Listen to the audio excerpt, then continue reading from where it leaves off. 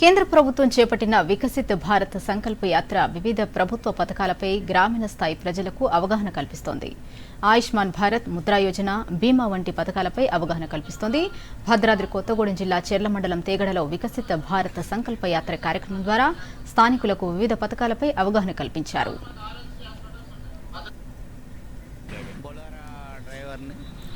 అలాగే తేగాడ గ్రామం అది. ఆయుష్మాన్ భారత్ నరేంద్ర మోడీ గారు ప్రవేశపెట్టి వ్యాన్ కూడా తిప్పుతున్నారు. వారికి మేము ధన్యవాదాలు తెలియపరుస్తున్నాం. అదే కాకుండా ఆయుష్మాన్ భారత్ ప్రతి పేదవాడికి చేరాలని దృష్టితో ఆయన రథం కూడా వెహికల్ కూడా తిప్పడం చాలా సంతోషకరంగా ఉంది.